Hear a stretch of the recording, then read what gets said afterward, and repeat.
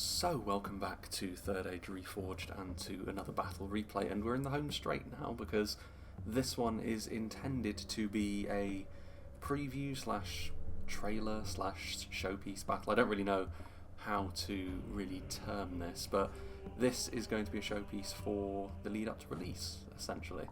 I don't know exactly when it's going to coincide. I don't know whether it's going to be sort of directly coinciding with release day. This is more likely to be in the immediate run-up, I would imagine, or at least fairly close to it, because, of course, I'm recording this before release has had a concrete date confirmed. We're definitely talking now in terms of days rather than sort of the haze of weeks and months, which is good to hear. This is a map that we have seen before as well, something which I remember way back when I did start, or we started to see a little bit of content from this version of the game. One of the things that started to crop up a little bit more was the fact that many of the factions in the game either got a reworking of their existing capital, of which there were relatively few, but many more got a completely new map, and this is of course Rhudaur's entry into that particular domain, and rather fittingly perhaps it looks like a slightly more savage, less picturesque version of Ered, maybe a little bit more sprawling actually even than Ered was. Plenty of good layers, maybe a little bit open. The fortifications themselves crumble relatively easily, although as you get further up the hill, the chances of enemy artillery still being a threat in that regard do lessen somewhat, so the size of the settlement will certainly help the evil defenders today, as the men of the north in Rhudaur and their Angmar masters will try to hold on to this fort that they have under their control, and we shall see what the attackers can do to wrest it away from them. Starting off over here, we have T.S. Niehoff over in the west of the map, playing as Arthedain, the most direct challengers to the unruly petty kingdom of Rhudaur, trying to bring them back into the fold perhaps. The defenders of Fornost, units like this, I mean these heavy swordsmen should do very, very nicely when it comes to a melee fight against most of the Rhudaur forces. Arthedain themselves are a little bit vulnerable to how Rhudaur do their business with regards to arm piercing, but certainly when it comes to finesse and overall quality and trading back and forth between the two sides, with units like this, with the heavy swordsman, you would definitely give the edge to Arthedain in that regard. It's going to be interesting to see how much the fortifications themselves play a part in trying to even that fight for the defenders. We have the Arthedain men-at-arms as well, with the armour upgrades fully upgraded like this. It will give them the protection they need against whatever archers, mostly Rhudaur you'd imagine. Angmar have access to some, though they're very low tiered. This is the sort of thing which can mitigate a good amount of that damage. The main range threat from both defending factions today will be from stuff like javelins or more specialty projectiles, of course. We'll see what awaits in that regard, but still having the armour upgrades is still good, because it really does hammer home the fact that archery is one of the ways in which the defenders are not really going to have the same level of quality as the attackers here, which is a unique kind of dynamic for a siege battle like this. And then the bodyguard version as well, the High Lords of Anuminas, a sword and shield infantry unit of the highest quality as opposed to the more regular rank and file. Obviously very, very good defensively, very, very resilient, although they will need to be careful against some of the really high-end armour-piercing units that both defending forces can have, but usually they're going to be embedded with the main force as well, just making Arthedain that tough to break down force that they're well known for being. And pikes are one way in which they accomplish that. Obviously reasonably numerous, reasonably armoured infantry on the front, mostly armed with swords, is one way that they do that. They're Dunedain with their skill as well.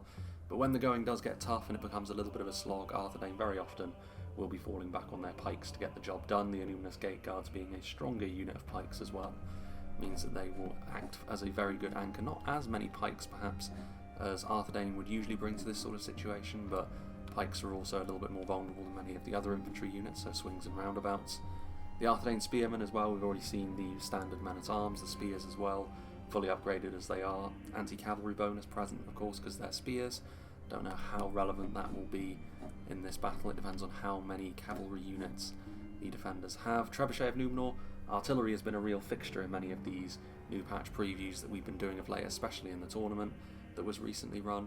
In a siege battle, it's a little bit more cut and dry with what you're going to be doing with your artillery. You're going to be using it to crumble a few fortifications, launch a few pot shots into the settlement as well if you're the attackers, to try and do some good damage to the centre of the enemy's defence. And that is undoubtedly what Arthedain will want to do with their trebuchet here. Another unit of Arthedain men-at-arms. We have the Wardens of the North, the only archer unit that we can see from Arthedain so far. It may be that there are some Dunedain Rangers skulking about as well. But the Wardens of the North, of course, armour-piercing with those steel bows. Very capable in melee as well. A really good all-round unit. Not many reasons not to bring them in this sort of situation as long as you can keep them safe from any initial sally outs. And then we also have the Knights of Anubis, which should make any sort of sally out far more a dangerous proposition for the defenders, considering how potent they are, both at charging into enemy cavalry and doing damage initially, and then wearing them down after the fact. Over here, meanwhile, on the other side of this raised bit of terrain, it's Arthedain a little bit more cut off perhaps from their allies than would be ideal. They're going to have to go onto the other side of the settlement and try and take it on their lonesome, at least initially.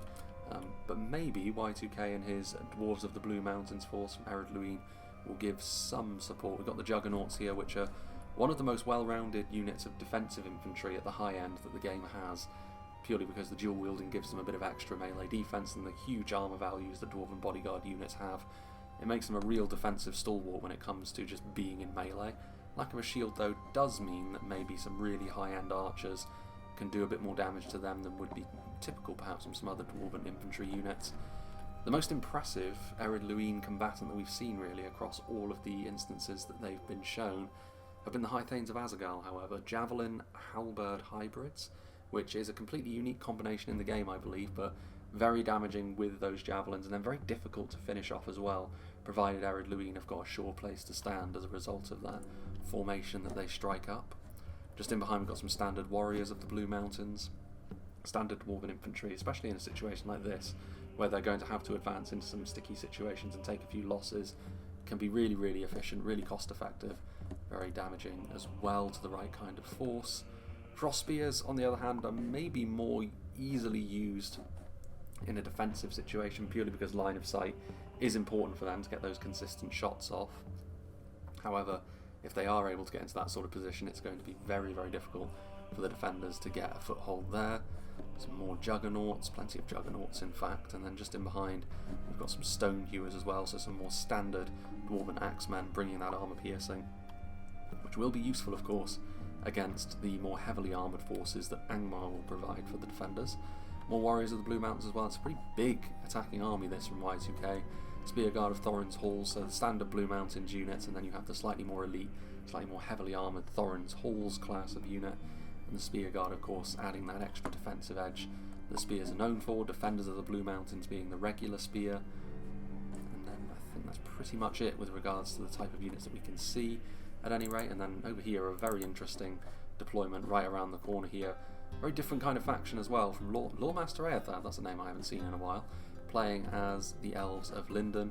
So we've got some Harlindon infantry here. Of course, Lindon have always struggled a little bit in sieges because of how lightly armoured they are, but if they can close the distance, if they can bring that quality to bear up close, they can be extremely difficult to deal with because of their melee defense and because of the damage they can kick out, especially with units like the Mithlond Swordmasters. But again, choosing when and how to advance with all the support they have in tow is going to be key to their success, but then marching in step with the dwarves does help cover for both sides' shortcomings a bit.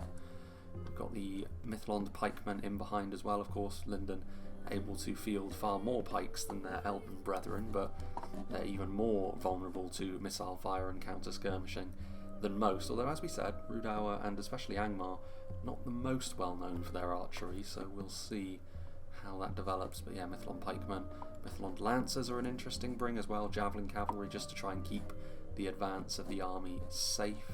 Just in behind we've got the mighty Noldorin blade masters as well, the sort of unit which Angmar and Rhudaur alike will not like facing in a vacuum, so we'll see how they deign to deal with them. Mithlond pikemen, the Mithlond marines are a very important unit of support for Lindon, throwing those javelins in and then getting involved in melee as well, making sure that the Lindon forces have that damage dealing potential, and then also the support that comes in with them as well.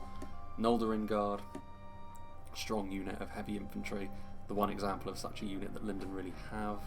And then we've got some more Mithlond Swordmasters as well, stretching all the way around the side as well. Pikemen and Marines once again. Plenty of siege towers, so hopefully they're going to be blanketing the walls with all of these units and really putting the defenders under some pressure. And then we've got the Elven Ram as well. no difference in actual operational quality, just looks, of course. And then finally, last but by no means least, especially not visually any longer, we have Cardolan, played by Sporemeister. Again, another trebuchet of Numenor. I agree with the fact that it should be the human factions who are a little bit more, or a little bit lighter in terms of their cost, should be the ones to bear the burden of bringing artillery, because it means that they're not compromising themselves too much in other ways, where possible. But another trebuchet of Numenor, again, good for putting pressure on the fortifications and the units in behind them. Royal Court of House Rhudaur, maybe a little bit less well-rounded than the Knights of Annúminas over on the other side, but they will do the same sort of thing, a heavy unit of cavalry that's going to be very, very effective off the charge. We've got the Tharbad Tollkeepers here as well, and I believe this is them when they have their armour upgraded. I don't believe they've had their base model changed, but it does make them very, very resilient. They're not very damaging at all, but yeah, indeed you can see the regular version of the Tharbad Tollkeepers here. But yeah, very resilient unit of basic spears, but again, not very damaging. So they are numerous. Cardolan just need to surround them with the right kind of units to help back them up.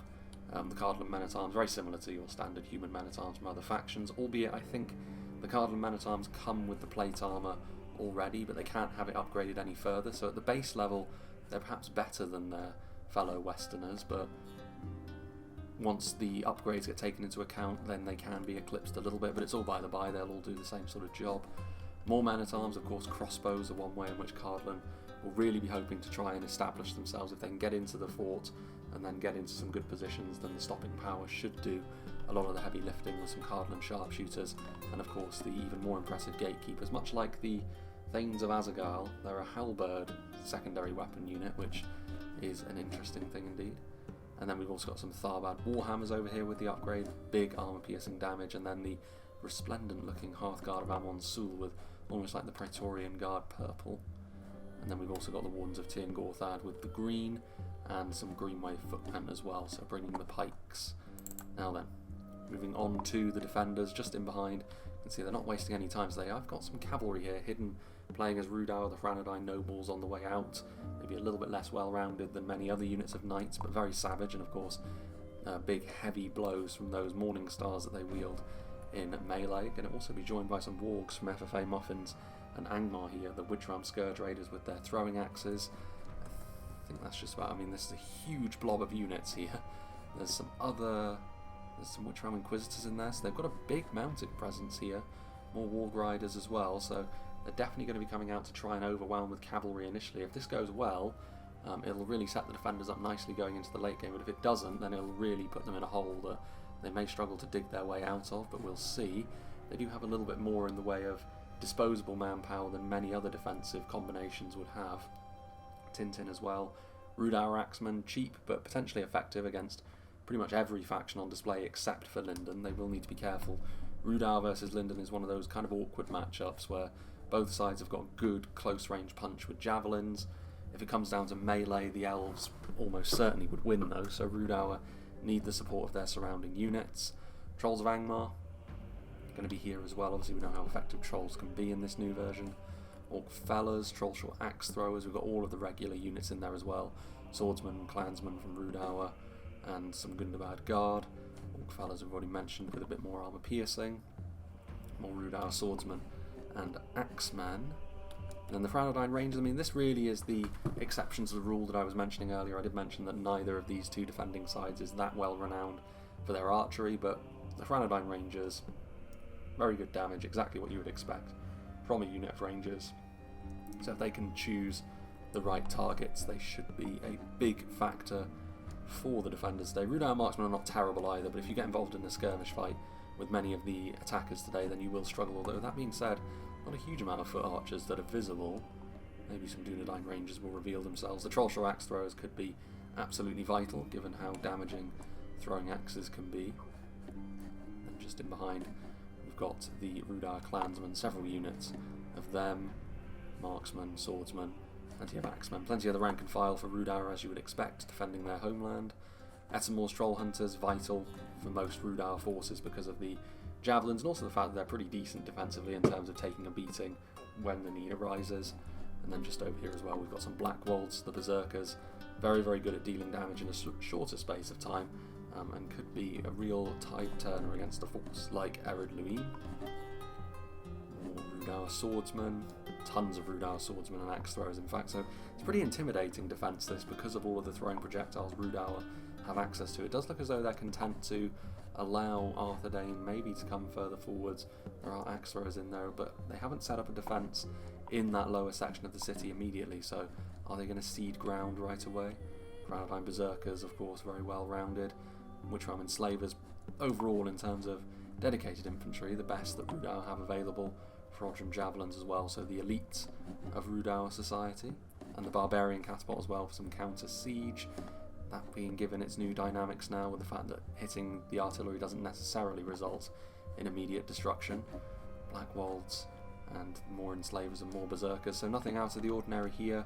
Rhudaur, one of the factions which has maybe changed less than many of the others from update to update, but then they were already pretty well established with their identity. But let's see if they can defend their capital and their homeland here against the forces of good as they march through. It's going to be a fairly bloody affair, I think, but I'll make a cut and we'll rejoin when the battle begins, possibly when the cavalry reaches its intended target. Well, I think the intent here is fairly clear, and it does look as though Lindon's rather widespread formation is going to, or at least the attempt is going to be made to punish it, and I think initially, at the very least, it's going to bear some fruit. The Cardolan nobles with a very nice charge into the centre mass of the Lindon infantry and the rest of the mounted units. Even some infantry is on the way down here as well, so this is a big counter-offensive here, and the throwing axemen also now starting to do the business. Not one personal message all day. As soon as I sit down to record, that's the moment, of course, as is often the way. Warg Riders nearby to the Witchrealm Scourge Raiders as well. Mithlond Lancers moving forward. I mean, the whole purpose behind this cavalry unit would have been to try and safeguard the approach of their army, but this is a very, very significant amount of cavalry which is now charging down. I mean, the addition of the infantry is an interesting one as well, because if this does start to go a little bit wrong for God's sake, please stop doing the personal messages. Sod's law, that is, I suppose, but yes, Rhudaur Axeman.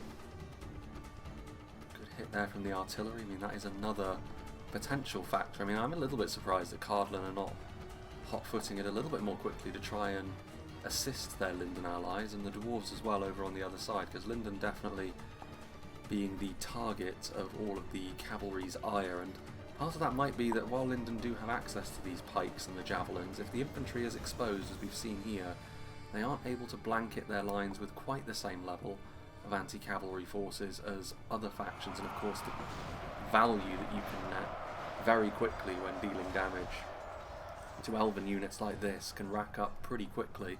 So Arthedain is going to have to try and get his units into, more of a consolidated position. I mean, the flip side to this is I'm not entirely sure whether enough infantry has really been committed forward here to do much to Cardolan, and you can see here that with the full might of the Cardolan infantry falling down upon the dregs that have been sent out the gate, I mean, yes, they're armour piercing, and yes, the charge would have been reasonably effective against these Cardolan heavy infantry units, but unsurprisingly they're going to rout. This is a settlement with a town centre, so you may see some of the larger ones come back without the bug affecting them. Arthedain nobles moving forward. Yeah, I mean, you're not going to be able to stop Cardolan from moving forward with any sort of gusto at this point, but you've also got over here still a large selection of wargs. I mean, the Witchrealm Hammerguard is a very bold unit to send forwards as well. Angmar Marauders, mostly Angmar infantry units over here trying to do additional damage against the elves. I think the initial cavalry charges were big value boosts for the defenders, but the infantry follow-up is unlikely to yield the same sort of results. Although Angmar have committed forward some important units, they kind of need them to net some sort of value. Almost forgot about the forces over on the other side, but more of a standard affair over there with the artillery knocking a few holes in the walls first and foremost. Trolls will do nicely against the pikes, not quite so well against the elven swordsmen, isolated from their infantry support as they are.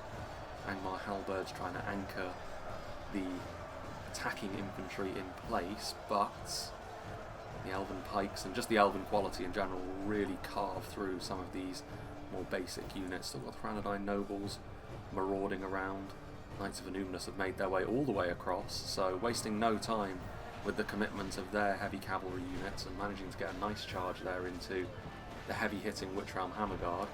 You want to keep them moving, because if you allow those hammers to start swinging on your knights, they'll do a lot of damage. But I mean, to be fair, from an attacking perspective, if you're going to use your cavalry on this battlefield, you're never going to get a better opportunity to score some value than you are now. The interior of the settlement is pretty constricting, and this is where you can really justify bringing these high-tier units of cav, and there goes the Orc fellas.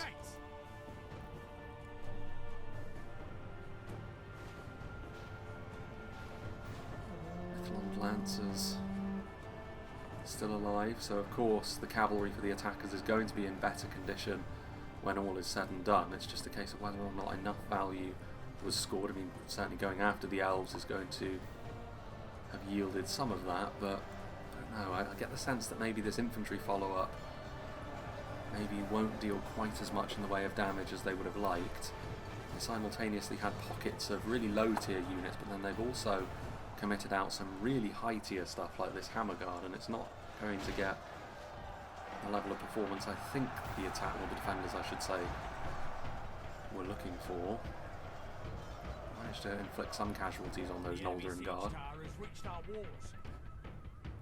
Just a quick peek over here, Arthedain with their entire infantry force unchallenged over here, so the defenders will be moving back, and I think considering how they've approached matters over on the other side, I think they have to an extent forced themselves now into being a little bit more conservative later on. They're not going to be able to commit as much infantry to the outer layers of the fortifications, put it that way, as many of their own men scrambling back to the walls. Rhudaur nobles, Scourge Raiders routing as well. The Rhudaur nobles are not, so they can be used as a more effective screen. The enemy are battering down the gates. Definitely a more chaotic start to this than your typical siege. There's still some units loitering around outside the walls. Tharbad Tollkeepers going up against the Angmar Halberds, but I don't think the Halberdiers will have their formation crunched at some stage. Bit of support coming in from the fortifications as well. The Rhudaur marksman, again, not the most damaging archer in the world, but considering the chaotic nature of things outside of the wooden palisades, they can pick and choose their targets a little bit more easily, considering Cardolan have maybe been forced into an aggressive move before maybe they were ready. You know, Rhudaur swordsmen getting utterly dusted by more of these Cardolan spears. It's a good sign when your basic units of infantry are also going to be racking up decent kill counts, but it was a fairly numerous defensive force anyway. Angmar and Rhudaur, certainly two forces that are capable of fielding large armies even when on the defence. Blast their eyes. The enemy's ram is through Bit our by gates. bit, we're going to be seeing the settlement itself take centre stage here.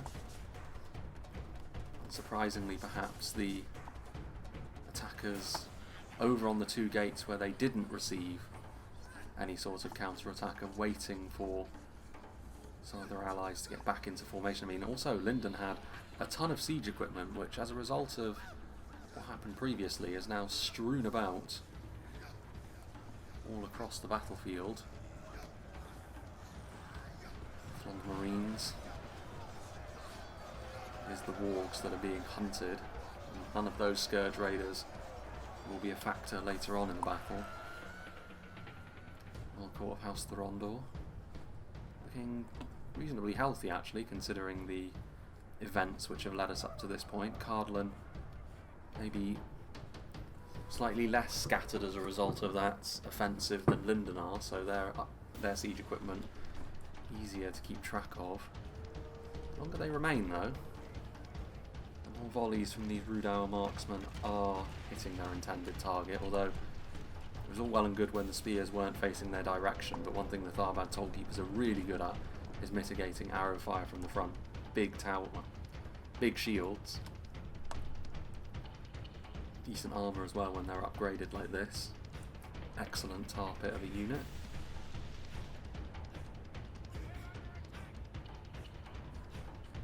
Cardolan men-at-arms.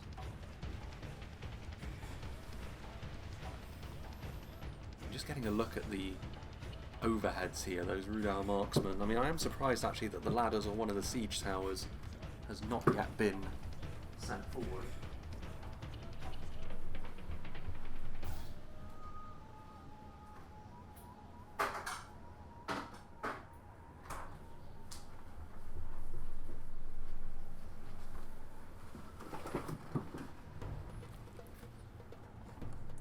It is interesting as well that the Tharbad Warhammers are one of the forces which have been sent forward first. It's not often you see throwing axemen as well throw their payloads from high up on the walls like this.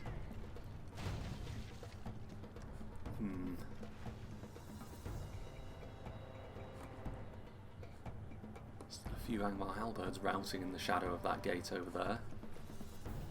Rhudaur marksmen again taking pot shots. Definitely in a slower section of the battle now, which is understandable given how the opening was. This is a long one as well, so certainly the defenders are going to be taking different approaches throughout. It's a long way for the attackers to go before they can reach the summit of the hill as well. Arthedain, I mean, I do think there's nothing wrong with them stacking up their army within the settlement over here, I wouldn't have thought. Rhudaur may force their hand into moving a little bit more quickly if archers start to get a hold of them. Rhudaur ready against the Cardolan forces. But Arthedain may want to hold off on really trying to attack up here with any sort of venom until their allies have made a bit more progress. They're on their own over here with their infantry.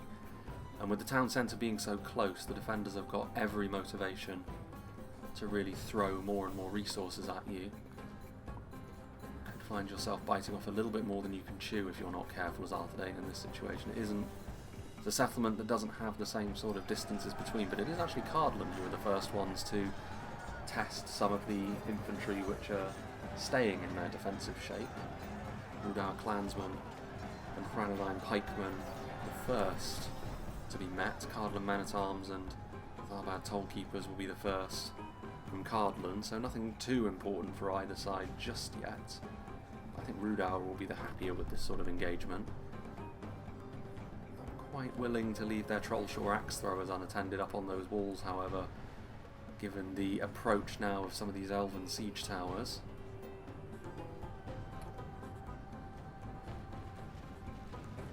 Rangers as well, so they have revealed themselves. We did wonder, it was more from an Arthedain perspective, I was wondering if they were going to be around, but just launching a few arrows in over. It's not an ideal angle, it's not an ideal target either, but at the very least each hit from those ranger arrows is extremely likely to result in a kill on these pretty lightly armoured Rhudaur skirmishers, although rangers in response, 2 units of the equivalent Rhudaur rangers as well. Again, it's an awkward kind of shot though, their own fortifications getting in the way to a certain extent. Siege Tower is going to play an important role here because the attackers will want to try and circumvent. I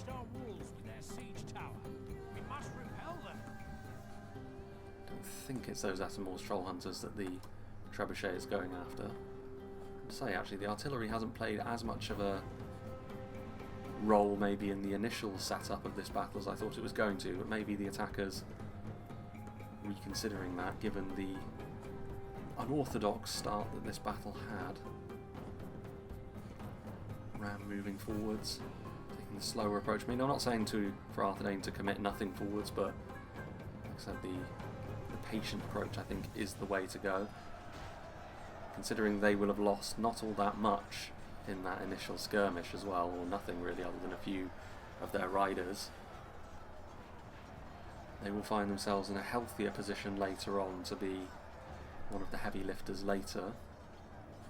Lindon bringing some of their elves up on the side. I mean, mass pushing forwards from Rhudaur. I don't know if this is necessarily the greatest of ideas from Rhudaur. They were pretty comfortable within their walls. None of these units were really going to put them under the pump all that quickly. Some javelins maybe, but a lot of them are hitting the fortifications. They've only made themselves a little bit more vulnerable. That might have been unintentional. If you select a whole cluster of units and then give them an order, they can start to go all over the place. Some of the Trollshore axe throwers still up on the walls, and they will get dealt with in melee fairly easily by Cardolan men-at-arms. Don't have the defensive or offensive wherewithal in melee to deal with heavier units of basic troops like that. And then over here, the dwarves with their own unique siege equipment now as well. Siege towers. In the Blue Mountains, moving a little bit further forward, one of their units actually shaken as a result of the losses they've taken, and maybe as a result of being close by to very numerous Rhudaur defenders, but a huge amount of pressure being applied by either side for the moment. Of course, it is generally up to the attackers to dictate the pace of an engagement like this. Lindon Elves going to bash down that other gate as well, although there's not a huge amount of units over here that would be able to pour in through the gaps they make.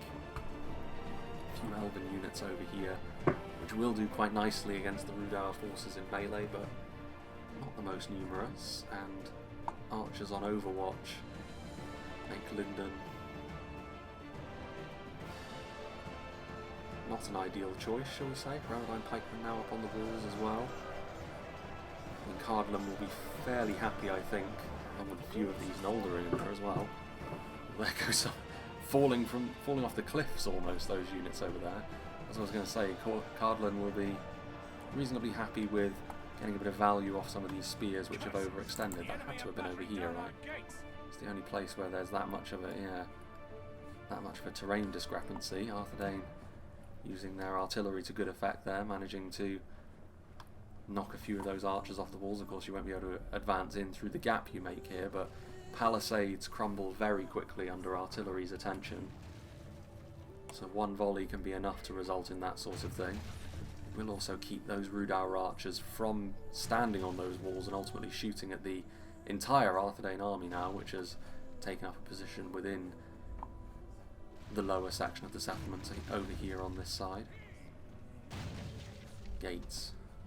You know, it's a well-prepared defence over here, but it's going to have to be the long game there. Make our way back over here. Dwarves slowly shifting some of their infantry units forward. They need to be careful that they don't commit just sacrificial lambs, basically. You don't want to lose any units for no reason, and the dwarves, perhaps more than most, given the expense of their units. Spearguard of Thorin's Halls as well. Pretty much every outer gate now knocked down. They can take their pick of how and when to advance now.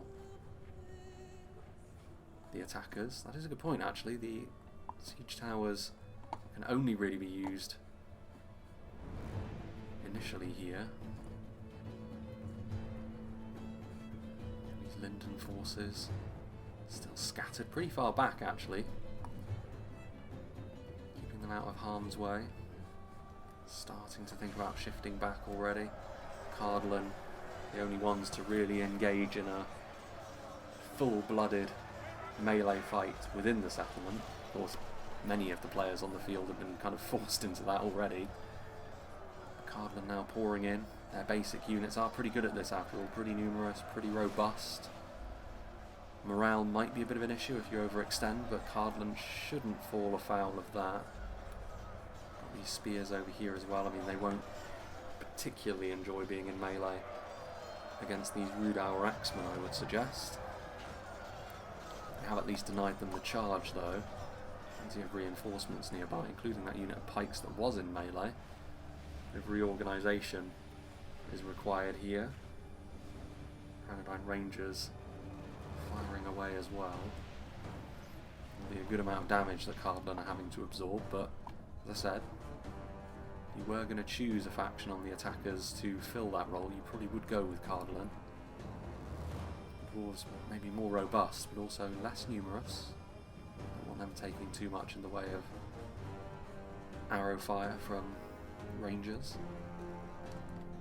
Still slowly, just sort of setting the table, setting the scene.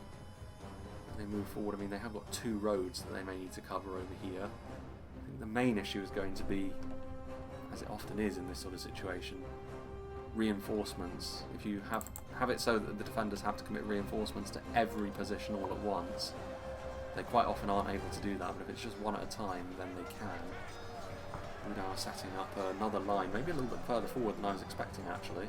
The pikes re-engaging, the swordsmen as well, joining the axemen on the front line, who have pretty quickly actually started to fall away. Their defensive shortcomings pretty obvious when they were outnumbered in that initial engagement. Still some of the Noldorin Guard left alive, although not many. Maybe an earlier exit from the battle than the elves would have been hoping for them. Javelins as well, getting into position. The ruffians, not as lethal as some of the Rhudaur are offering, but in a good position here. Should be able to rain down some good damage from these palisades, using the opposition's fortifications against them, tried and tested. Going after the axemen, which is an interesting choice.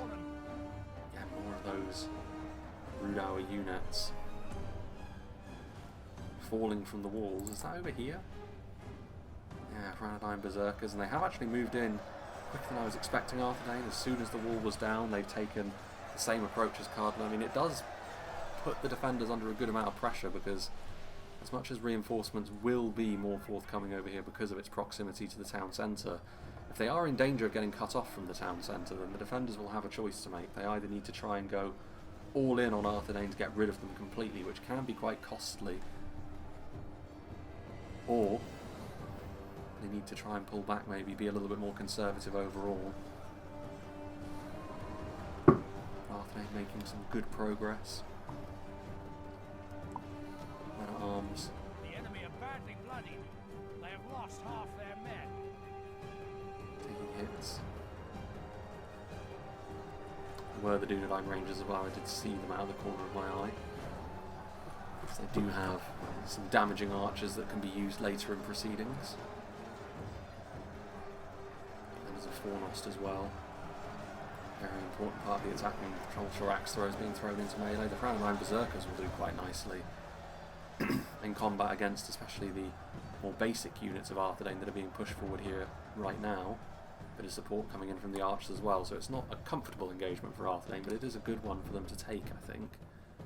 Question now is, are the dwarves going to follow suit? And the answer is yes. The engagement just beginning over here with some of the standard Blue Mountains units starting to put Rhudaur under a bit of pressure. Javelin's left a bit exposed. Clansmen, warriors, Rhudaur swordsmen as well, who could move forward. I mean, like I said, they do need to be a little bit careful not to overextend themselves at any moment here, the attackers. Don't have the same sort of numbers that we're used to attackers having. Very undermanned units being sent forward, but a decent number of Blue Mountains reinforcements are in immediate proximity, so there's no danger of this attack being a complete letdown. Victory seems certain.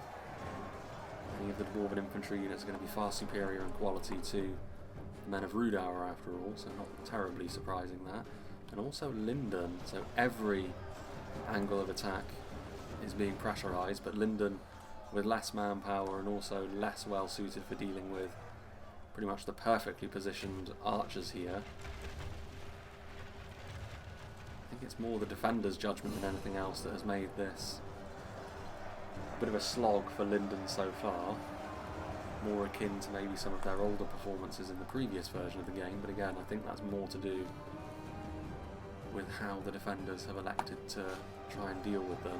Maybe to their detriment later in the battle as well, because if you deal with Lindon with more application of resource, that means there's going to be less elsewhere. Less so, I think, with just one unit of archers and a couple of units of infantry, but what happened earlier on is clearly going to colour what the rest of the battle is going to be like. Cardolan sharpshooters again depleted, the ruffians already forced off this wall, so trying to use these fortifications to good effect, but not being given a free ride of it by the defenders, and nor do you want to give them a free ride when it comes to crossbows. Getting off on these walls here can be really, really devastating.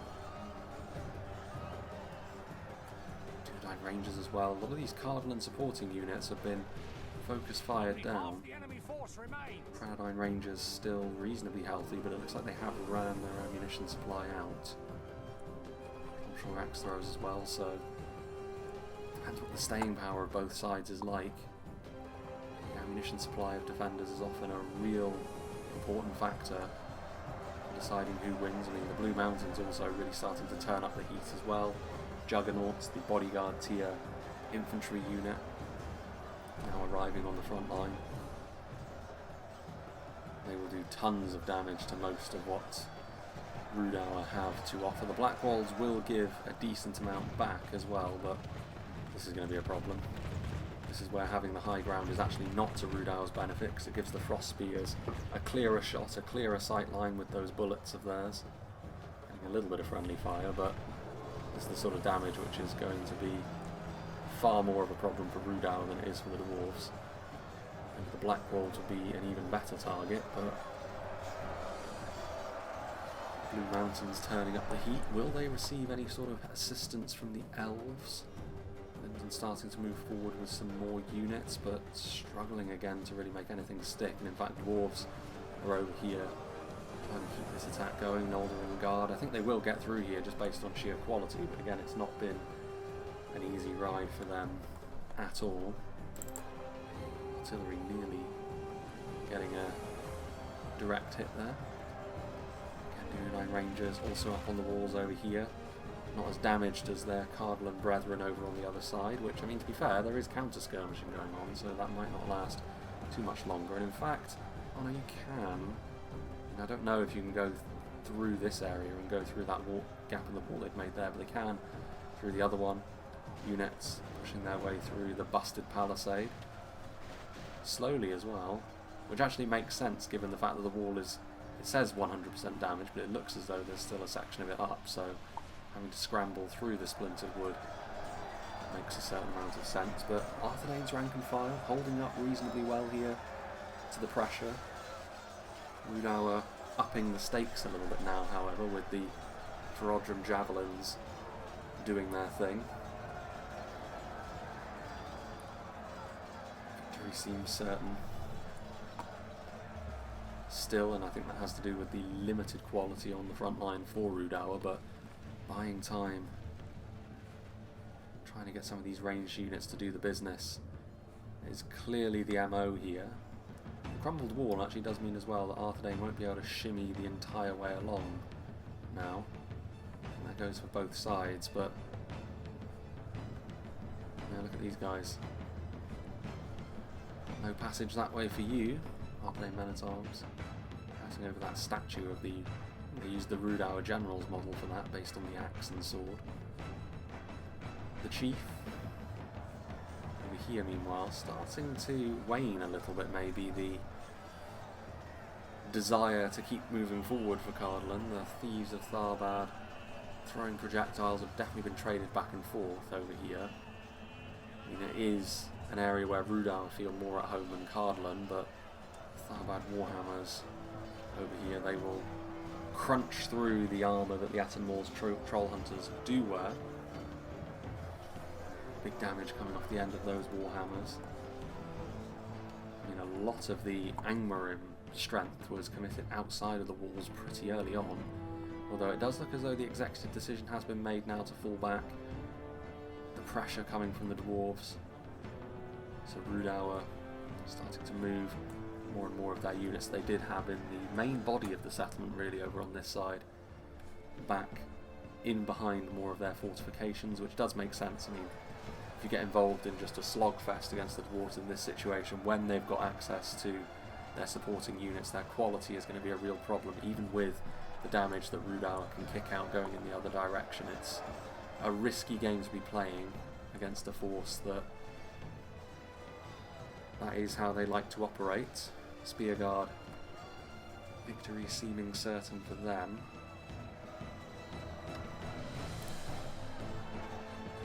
Warriors of the Blue Mountains as well. More dwarves, what remains of the elves as well, linking up with their dwarven allies, so they're going to be able to start securing big sections of the outer settlement now. Anything that gets left behind, like this unit, of Ettenmoor's Troll Hunters is going to have no escape, and they're simply going to have to fight to the last man, secure whatever scrap of value that they can. Stone hewers of the Blue Mountains making their way forward now as well. And just from a damage perspective, the armor piercing may not be all that useful, but the limited defensive capabilities of Rhudaur are still a concern against heavy axemen. So they've got the Mithlond Lancers as well. Lindon able to do some of their work with cavalry, having been on the receiving end of some nasty cavalry strikes earlier on, and yet unsurprisingly seeing more routing. That has been something which the defenders have been on the receiving end of throughout this battle. Some of it as a result of their own aggression, but others a result of the pressure the higher quality defensive units are able to put them under. Horns of Tyr and Gorthad now moving forwards, who have also taken some damage. I would assume again missile units being one of the main factors behind that, but just in time to see Cardolan able to secure this initial entryway into the settlement, and now, much like their allies, they will be able to move forward, and that palisade in the distance now is going to represent the new defensive position that they're going to have to take up over on this side, which is parity really with Arthedain over on the other side. Trebuchet of Luin crew in melee. Frontal Javelins also getting into melee. I mean, good amount of damage, not really on the same level as bodyguard tier units like the Enslavers, but still able to chuck out a decent amount of armor piercing damage, especially against these kinds of units. High Lords of Illuminus joining on the front line, trying to keep the Arthedain assault robust enough to be able to withstand more damage. Arthedain still have more reinforcements as well.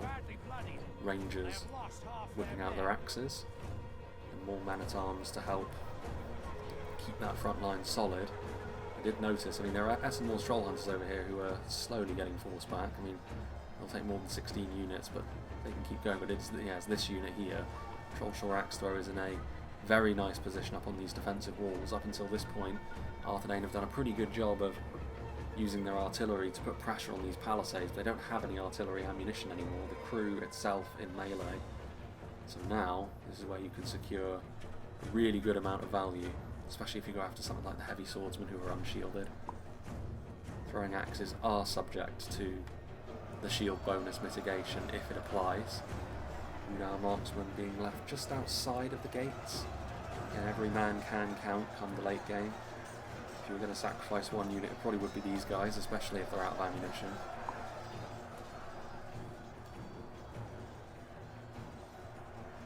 But still, not able to get in behind the next wall.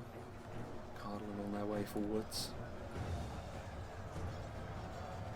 Again, seen it a lot quite so far in this battle.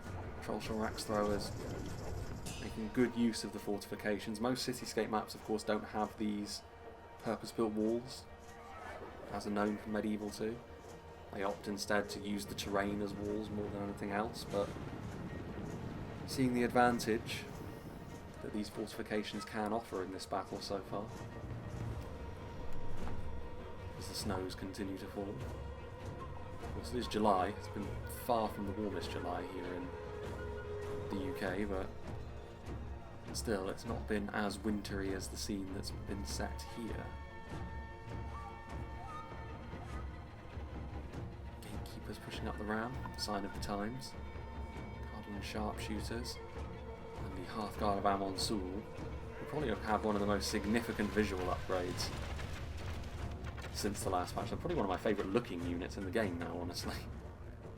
Really like the purple colour scheme and the Numenorian sort of brass tinted armour.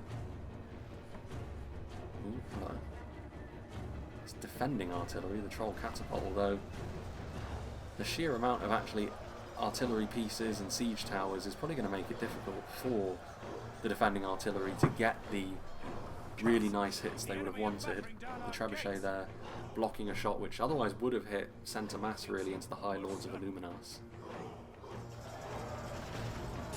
Arthedain continue to trudge their way forwards again. I mean, good damage being done by Rhudaur on Arthedain. It's just a case of whether or not this damage can add up, because the Rhudaur infantry has certainly not proven to be a match for the more professional Arthedainian troops. Now the artillery piece is starting to crumble, which means I don't think they will afford their units cowering behind them cover any longer. And more reinforcements to be sent forward. I mean, the pikes may as well be sent in now, otherwise there's not going to be a huge amount left to anchor in place. The easiest shot here either for the Wardens of the North. Nine Rangers.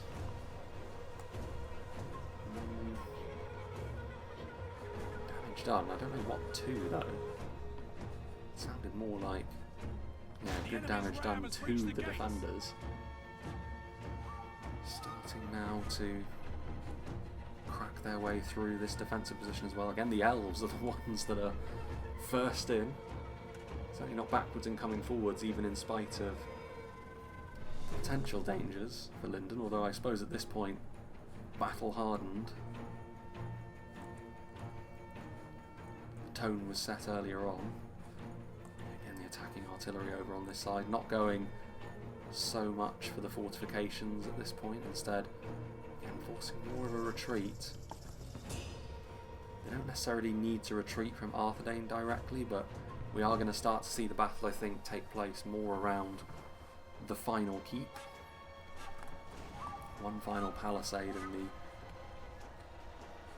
and a bit of friendly fire there, and that resulting in the burning of the artillery pieces, which is now a far more common way we've seen of artillery pieces actually being destroyed, whereas previously one hit was enough to just crumble it instantly. Now, flaming shots is going to result in this, I think, being far more commonplace. Rotting meat being flung in. I mean, our morale has been an issue for the defenders in this battle thus far. Artillery pieces crumbling. Still the throwing projectiles of the defenders, Trollshaw axe throwers doing their thing. Rotting meat, point blanking. High Lords of Illuminus, considering the situation they've been in, they've not taken an awful lot of casualties. Crownline Berserkers up close, throwing axes overhead. And it does go to show their defensive credentials, I suppose. This is their entire reason for being as a unit, but they're going to need some help. Pikes now in melee as well. I don't know if it's by accident or by design, but the position of these siege towers does afford some of the Arthedain front line a bit of cover as well. It can be very difficult to finagle artillery pieces and artillery equipment into exact positions like that, so it may have been a plan, but it was definitely a slice of good fortune that Medieval 2 decided to cooperate with siege pathfinding there. Arthedain's starting to run a little bit low. Their allies are starting to make their way forwards now as well, though, with Lindon and the Dwarves arriving on the scene. Attacking Rhudaur now from the other side. These are the sorts of moments in which the battle can be decided, because I mean they can retreat back behind their palisade if they wish. I mean the artillery is a big save in all fairness, if it still has a little bit of ammunition. And I think you can see actually how much the Dwarves realise that, because the Spear Guard are moving forward trying to prevent the Troll Catapult from moving further backwards. There goes the Arthedain General though. Tridents of the Enslavers. That's a big unit to have gotten left behind as well though. Big quality, which certainly was always going to be in favour of the attackers here. You need to take those units where you can get them. On Lancers, I mean Cardolan are going to start making their appearance fairly soon as well. Completely uncontested, although some Rhudaur marksmen are over there. They might get point blanked by those frost spears.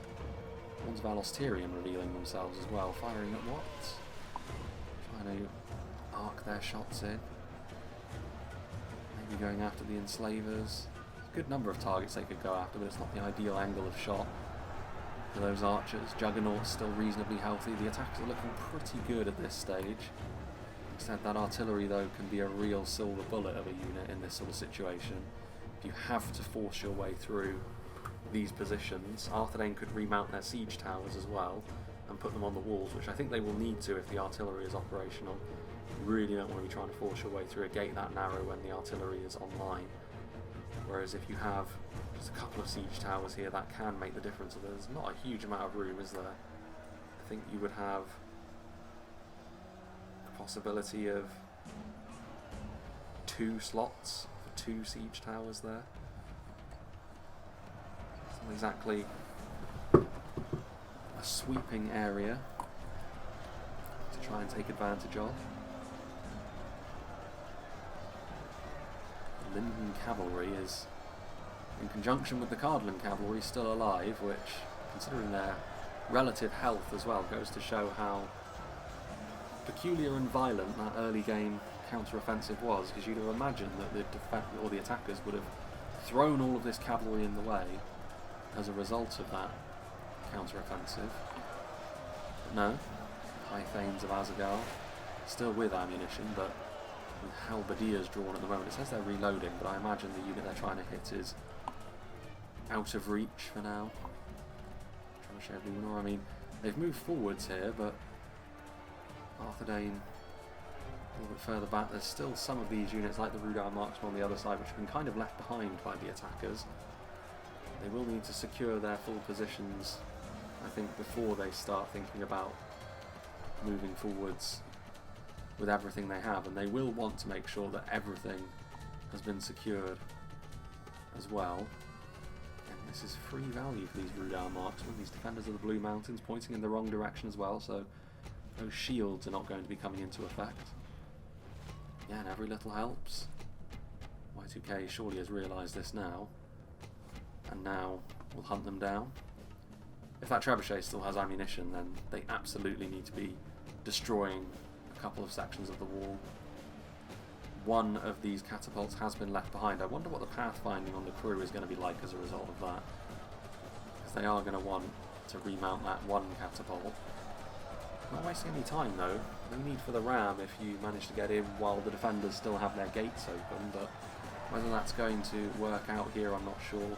Pikes, enslavers, blackwolds, all of the most effective tools that Rhudaur could have at trying to mitigate that Dwarven quality are present just in behind these gates, open or not. I guess they're doing it now. Wasting no time. Blackwolds as well, so good quality here. Another unit of the enslavers. The barbarian catapult. Some Rhudaur marksmen. I mean, there's not a huge amount of numbers back here. What is here is sort of units which will give the attackers pause, especially if they start to run low of their own quality infantry. The thud of the cross spears going after those units which are fighting on the palisades, and now they're fleeing as a result. The gatekeepers here as well. They'll be a dependable unit late game. I was going to say that's maybe a little bit early to be utilising the catapult, but getting fortuitous really with a direct hit into the Wardens of Alostirian and the Hearthguard of Amon Sul. To the north, both sides content to take pot shots over the fortifications. So neither side going to be getting the bleeding edge of what value they could be. Rear lines are now secured for the attackers, so they now only really need to worry about the defenders as they are in behind the one remaining palisade gate. Pushing their way in. I mean, our lines holding for now. Really is going to be a real test of Rhudaur's staying power. The last thing they need is any kind of friendly fire given the situation that they are now in. Backs to the wall. Chief's Longhouse, the only thing that is still behind them.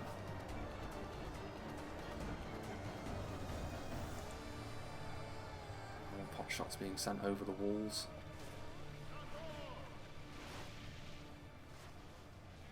Ones of the north. And again, armour-piercing arrows. Any that hit are going to be effective.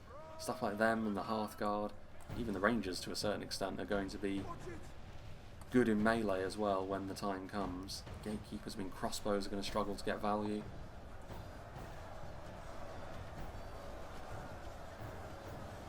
those wooden crenellations are doing a decent enough job at keeping those Rhudaur marksmen safe, but having to come down off the walls now and get involved in melee, and considering this is where all of that value from the artillery really can come into play. Huge amount of damage done there to the attackers. Like I said, if they run out of decent, like, dedicated infantry units, they could be in a bit of trouble here, given the kind of savagery that Rhudaur still have. You can see what the attackers are now trying to do, which is why I'm kind of surprised they moved in so quickly here in the final stages. They did well enough to prevent that troll catapult from getting back in. That was a really good get, actually, from the dwarves, but the barbarian catapult is the one that's now picking up the slack. The entire beachhead that the attackers had established has now been firmly forced back. Javelins falling down from on high.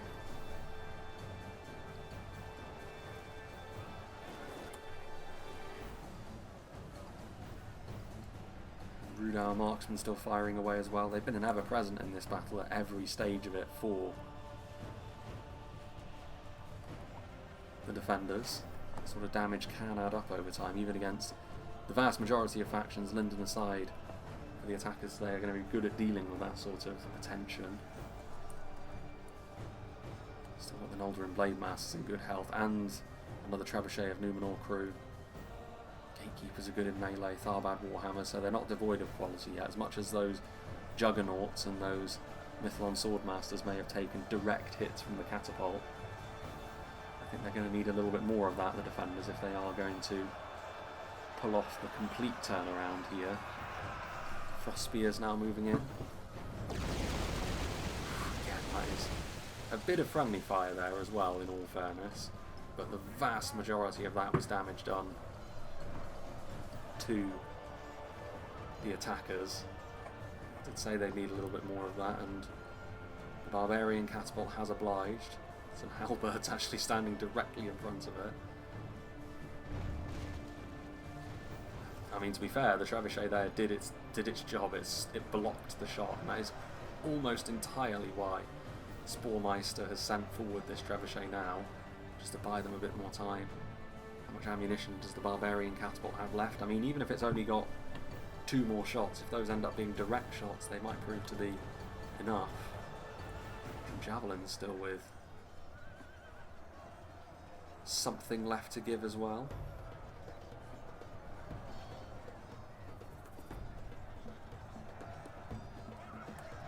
The Blackwald's starting to falter. I mean, once their hit points are gone, they are very, very fragile. Their damage might still be necessary. I mean, still got berserkers and enslavers who don't have quite the same shortcomings when it comes to their own defense. We are now within the final 10k frames, usually the sign of a battle entering its latter stages, but the scene has already been set.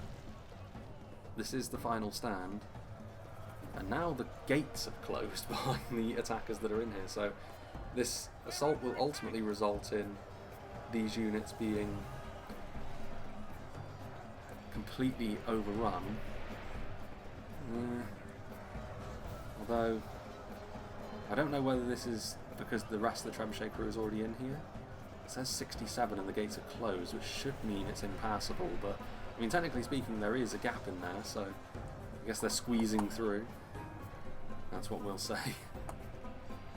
Trying to move forward with the cavalry. I mean, cavalry mass in this sort of situation can cause the front line to buckle, but of course if you leave them stationary for any length of time, especially with a unit like the enslavers and pikes in here, the royal court will start to hemorrhage manpower extremely quickly.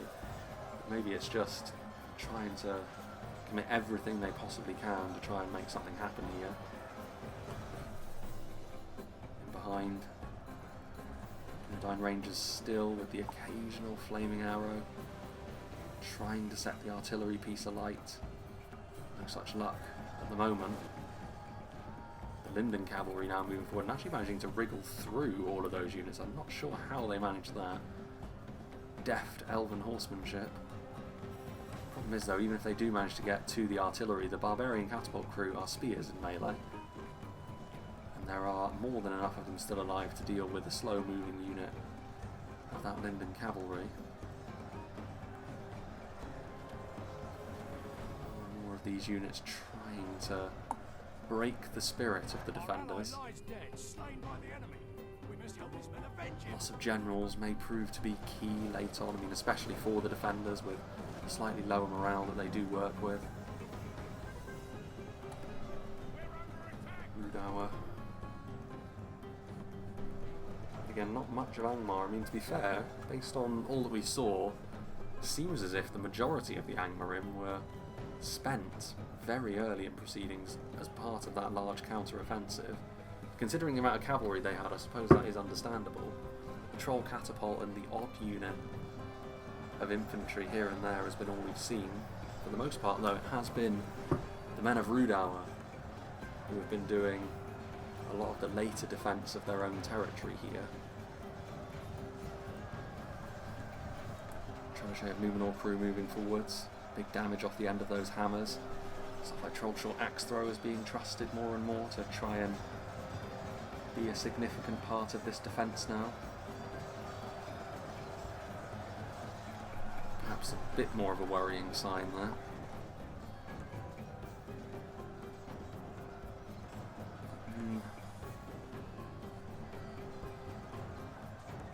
More flaming shots. Still, that catapult has not yet set light. Still some Arthedain nobles as well. 18 of them is not a small amount, but I don't know. I mean, if they try and move through here, they'll meet the same fate that the Cardolan cavalry is still meeting, and the Lindon cavalry met as well, in the sense that if you get involved in a melee mosh pit, the damage is going to be too significant, especially with a few having anti-armour and anti-cavalry, or both, if you're unlucky. It can really ruin your day. Warns of the North managing to squeeze up onto the palisades and interrupting the continued support of the Reforged javelins is definitely a worthy endeavour for the attackers. Though trying their best to ignore the wardens for now. Continue to do that damage. Ooh. They did manage to burn it in the end. And we weren't looking at caught fire. I don't know if it still had ammunition. I feel like if it did, they would be trying to utilise it. I mean, either way, you can't really complain too much about the extreme hits they were able to do already, but I think if they were going to go on to win this battle, the defenders, I think they would have needed at least one more super hit to see themselves over the line. Still behind, gatekeepers still available to be committed. There's not a huge amount left though, is there, to be fair, for the attackers. A lot of them I think are getting caught up on the fact that there is, well, that's actually a defender artillery piece, but also their own. Lots of people tripping over one another. I don't know who that's more in favour of though, because when you've got things like the Noldorin Blade Masters, you want to try and envelop them if you can. If you're in a single file line kind of engagement against something like the Noldorin Blade Masters, it's not going to go well for you, and they're pretty ideally placed for dealing with most of what Rhudaur have, even their high tiers, are not going to enjoy their attentions, whereas the Blue Mountain's still alive in there. I think I saw the Hearthguard, the remains of them, start to get involved as well. Warns of the North completely forcing the Reforged javelins now off of the walls, although 62 of them, 33 of the Warns of the North. Maybe a little bit isolated here, but they certainly won't go down without a fight, the Wardens.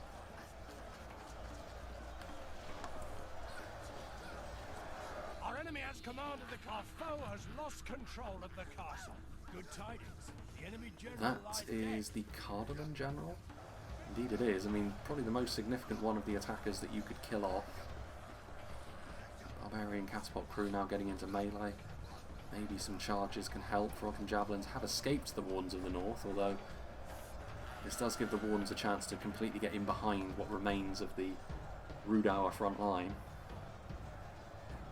I mean, amazingly enough, there's still some of the Royal Court of House Rhudaur. I guess it does go to show how defensively savvy they are, given that they've been involved in that cluster of an engagement for a while, and some of them are still alive. Cardolan nobles will hunt them down now, though, and go after the Rhudaur marks and try and interrupt their shots. Indeed, there are the purple shields of the Hearthguard. Javelins once again in position now. 3 of the frost spears taking pot shots at the large group of Reforged javelins. Still gatekeepers, they've still got ammunition, but again, 90 gatekeepers. They're a solid melee combatant as well, and their presence may be needed on the front line here, because this is definitely not a cut and dry kind of engagement. This. The announcer doesn't fancy their chances, but I mean, these units still sort of getting caught. Little on Marines. Lindon still with a presence, 113 of these guys. No slouches in melee either. Are they going to get down off the walls? Have they run out of ammunition? Their war clubs will be needed on the front line if that is the case.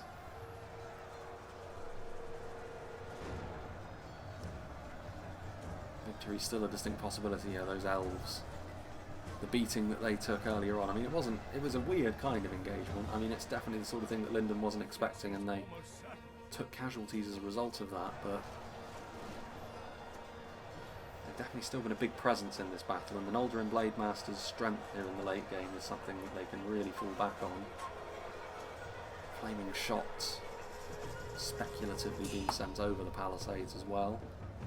Impetuous. I don't think you'll rout too much of the Rhudaur army, to be honest. Grey Company? First time we've actually seen them. I don't know necessarily how effective they were. Public enemy #1 for the defenders if you can stop them, given the extreme amount of damage that their arrows can rip through your lines.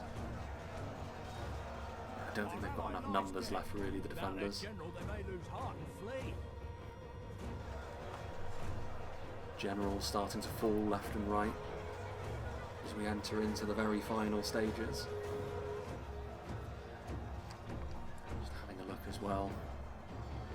Yeah, 1% of their force remains. That's not going to be enough to deal with what remains. Still trying to force their units through the roadblock that one catapult has largely caused. Still seems certain.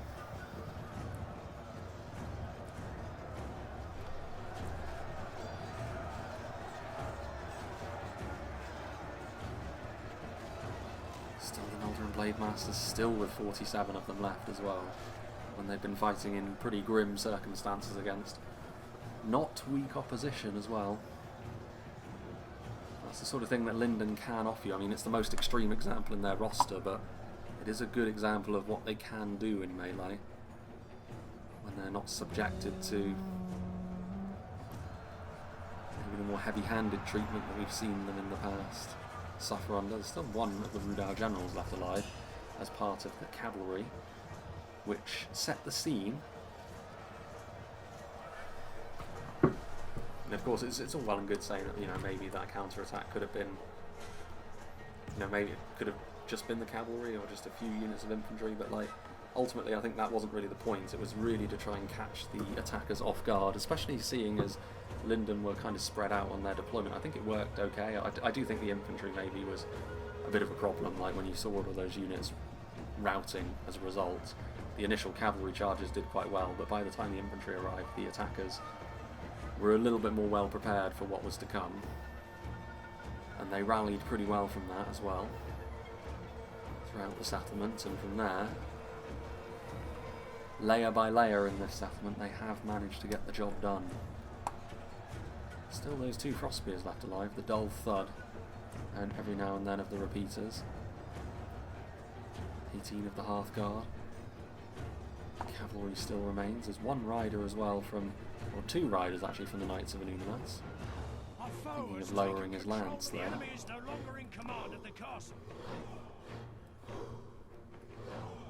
Try and do here. I mean, the gatekeepers have now made their way forward, so that is pretty much everything committed at this point. Crossbows, though.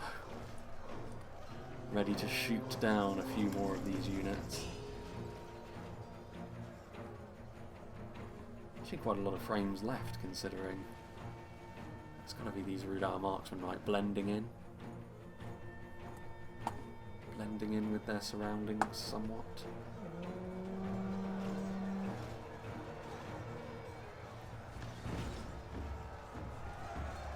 Our foolish general has thrown his life away. Perhaps our chances of victory with it. There goes the rider at long last, living a charmed existence throughout this entire battle, really, considering how early he was getting stuck in. Still a decent amount of these Witchram enslavers on this side. I think actually the cover that the trebuchets afforded them has kind of helped. Now, the late game powerhouse of these blade masters, gatekeepers as well, utilising their own halberds. Few of the Hearthguard still alive as well. Still that Knight of Illuminas there. I mean, the Rhudaur marksmen are spears in melee, so maybe this rider has bitten off a little bit more than he can chew. Levy spears against... well, they routed. I was going to say levy spears against Highborn Knight. Yeah, it's going to be this one unit. Which realm enslavers. The last ones left standing. I mean, just taking a survey of the battlefield, I mean, way off in the distance over there was where it all began. Large, I mean, it's a big map and a lot of it was used here. All of the outer defence, really. I mean, maybe this palisade wasn't, but I think as a result of the Arthedain pressure on the other side, they knew they didn't have the manpower to spread themselves that thin. They needed their reinforcements to be able to act quickly. And the artillery was an area where they needed to pin their hopes on in the late game, the defenders, and it nearly paid off for them. The attackers, though, doing good things with their own artillery as sort of blocking tools throughout. Again, I don't know if that was... I mean, if it was intentional, like I said, it's, you know, Medieval 2 played ball with T.S. Niehoff's Arthedain force there, and it ended up working out for them. Good use of the trebuchet as well to block another hit from that artillery.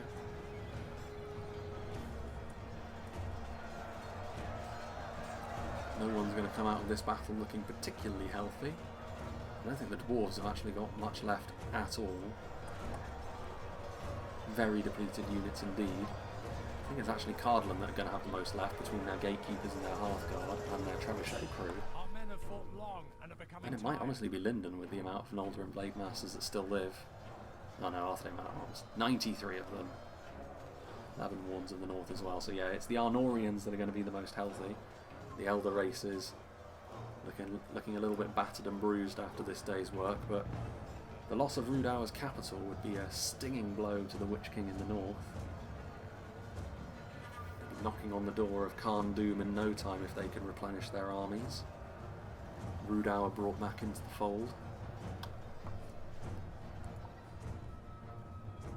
Even from the town centre right the way out to the farthest reaches of the map up against the cliffs over there, we have seen battle take place.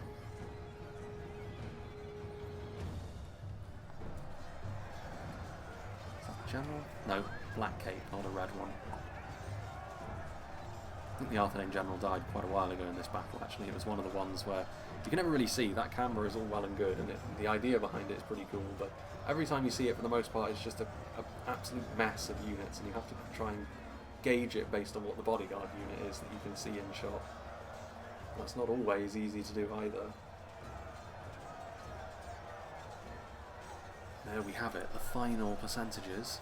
5%. I mean, for a big battle like this, especially considering when you play in an unorthodox manner like that, the massive sally out with cavalry and infantry, it can very often turn into a landslide one way or the other. But that wasn't the case this time, and I am kind of gutted for the defenders that it didn't really pay off for them in maybe quite the way they'd hoped. I think you can tell that as well based on the fact that a large part of that sally out was Angmar, and they ultimately ended up with far less in terms of kills than their Rhudaur allies today. But I mean, it definitely hurt Lindon, and the idea behind it was reasonably solid. Lindon with the most kills as well. Again, given the attentions early on, as much as they were taking damage, they were also giving damage in that exchange, and we saw that they were active right up until the latter stages. But I think a really good effort here from the attacks as well.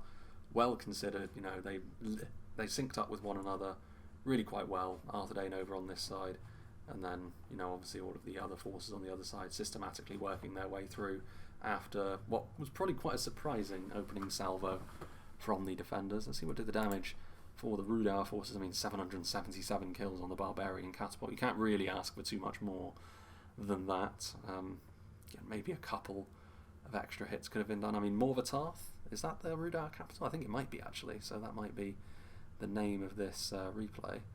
Trollshore Axe Throwers, 213, decent return. 88, maybe not quite so much. The Etenwalls Troll Hunters, actually, we didn't see a huge amount of them doing a huge amount of damage. Rhudaur Swordsmen, I mean, the infantry did struggle throughout. Rhudaur Marksmen did quite well, but it's kind of to be expected. The rank and file of Rhudaur is going to find it hard against the really high quality of the elves and the more defensively able nature of their Arnorian brothers. Usually they need to try and out-damage them quickly in this sort of situation, and it's hard when you have to sit in defensive shape because the attackers will dictate the pace, and it's other units then for Rhudaur that are going to have to pick up the slack. Good returns on these units though. Arthedain Rangers doing nicely. Again, those early game units that we saw. Blackwolds, good return again, considering, you know, they were facing off against some really quite scary units. 221 kills on that unit of Rhudaur Swordsmen. They're going above and beyond compared to many of their brethren. Good kills from those Arthedain Pikemen as well.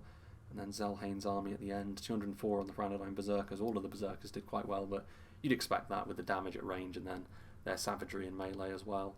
The rest of it looking fairly similar to his fellow Rhudaur players. So, it was actually Kuro who gave me this replay, so big thank you to him for allowing me to show that. Like I said, I don't know exactly how this is going to coincide with release, although it is very much intended to be either in the build-up as close as possible, I believe. This is the sort of thing I will clarify with him, I think, before I choose an exact date to post it up on. But yeah, that's the sort of thing that it's weird having recorded a battle and not knowing when exactly it's going to be going up. But obviously, considering its intended purpose, I don't want to put it up and then it be really far away from release again. So it may end up being a couple of weeks before this actually comes out, or it may be in a couple of days. I don't know. But of course, you will already know that by this point because you'll actually be seeing it and listening to this waffle. So yeah, it's a good sign, this, because this means that we're about to move on to pastures new as a complete unit at long last. And that can only mean good things. So big thank you to Kuro for sending this one in.